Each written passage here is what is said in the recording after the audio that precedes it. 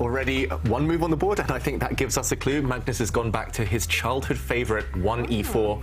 He's played this throughout his career, and in situations where he wants to draw, I'm recalling the final game of the 2016 World Championship against Karyakin. He forced a draw very quickly in the Berlin. He always seems to go back to this opening, 1e4, because there are forcing variations, there are forcing ways that you can kind of guarantee you get a stable position. And also flashback to one of his World Championship matches against Anand, where it was the Sicilian, and he found a way to shut down Anand's activity. So I think that's the name of the game for the experienced Magnus Carlsen, to shut down Mamedyarov's fun. And it is the Sicilian, good choice in a must-win situation for Black. And he just plays like this. He plays the open Sicilian, he gets a comfortable position, and everyone is just struggling against him. And wow, Mamedyarov. I was about to praise Magnus for being universal, but Mamedyarov pushing Gary the G-pawn forward 2 squares. You never see this in a serious game from top players. He's just forgetting piece development. He's throwing his pawns forward. He's trying to kick away White's knight with his pawn. It's obviously not a good move because you have to develop your pieces, but he's already trying to shock Magnus, playing on that psychological factor. This game is not going to be calm, no matter what Magnus tries to do. Even if Magnus tries to shut it down, okay, stopping the advance of Black's pawn now. Mamedyarov, he's just determined. He's shown us with that move. He just wants to go down in style. And, OK, now we will see an open Sicilian, but what is Black's pawn doing on G5? It's so weak, you could even take it now. Jovanka, It's chess humor. Yeah, it's just a desperation from Shaq, you know. Do not do this at home. I mean, as David's mentioned, you know, the G5 pawn is weak. And Magnus is just saying, hey, I'm going to play it like a normal game. And I'm constantly going to ask you, why did you put your pawn on that square? After 6 moves. 6 moves. So he's freestyling. As you mentioned, that word desperation, Jovanka. Maybe it's not showing enough self-belief from Shaq that he has to freestyle like this. But we also have to commend him because he's entertaining us, showing us something we've never seen before. Someone who passed away recently, Mike Basman, a very influential international master from the UK. And he used to like to start games with the creepy crawly opening, as we call it. There are reasons you play it, and that's mostly psychological. The opponent wants to punish you, and therefore they get too carried away and they lose their objectivity. But Magnus, it's going to be hard to unsettle him. Yeah. And this is the downside of pushing your G-pawn too far forward. White is going to push and undermine your pawn structure. White's rook on the H-file about to get open. Or he can move his knight, but that's not great either.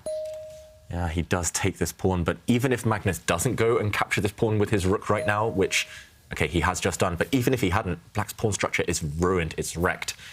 Can you imagine anywhere for the Black King to be safe? I think you have to stay in the centre because the Black King is definitely not going to the right anymore. It's too open over there. White's rook is ready for an attack. You definitely can't go to the left side of the board. You've got too many pieces in the way. You can't castle on that side either.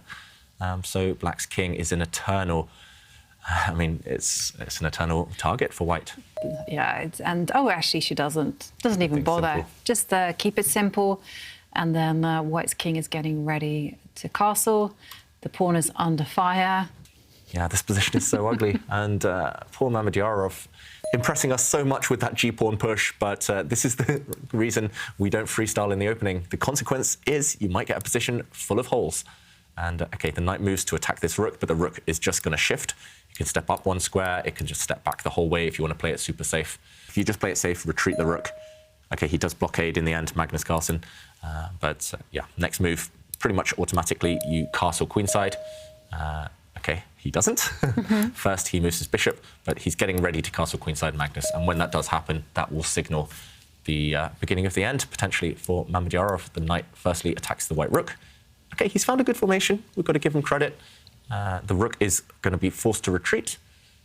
And, OK, there we go. It retreats. Bit of an odd square in the eye line of this bishop. But that's unexpected. I mean, of course, White is still massively better. I was going to say go all the way to the starting square. Yeah. I mean, this square just looks vulnerable. It's as if you're giving Mamedyarov hope somehow.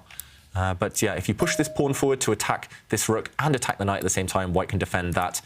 Those 2 threats in a very simple way. White's knight can jump to block, and this would be very strong. A capture does not help Black at all, because actually White would have full control over the light squares. Instead, Mamedyarov jumps out with his queen to one side of the board, but Magnus, I mean, he wanted to castle anyway. White's king is going to be super safe on the B1 square. Is Mamedyarov, do you think, Ivanka, really going to try and copycat and castle? Well, he would dream of. I mean, that's just like a pipe dream or just some ambition, because as Magnus has done, just retreat the knight and the pawn on d6 is hanging. Yeah, I think we might see this game finish quite soon. Unfortunately for Mamedyarov, the queen is hanging. You have to move her no matter where you go. If Magnus wants to keep it super safe, he takes this pawn, gets the queens off the board, clear pawn advantage. Or you can even take this pawn. Remember, this one is still hanging. It's attacked 3 times. OK, Mamedyarov puts his queen in the middle of the board, but is this queen just going to get trapped at some point? I guess his idea, if the white pawn steps forward to attack the queen, which it has just done, is to give up his knight. But you're going to be a whole piece down, and we see the black queen trapped. It's captured. The white queen is captured, but at the end, Magnus just wins a knight for free. And Shaq has decided he's had enough of that, and Magnus takes the point. Wow, that was a quick game, a quick day. 3 games. Magnus wins them all.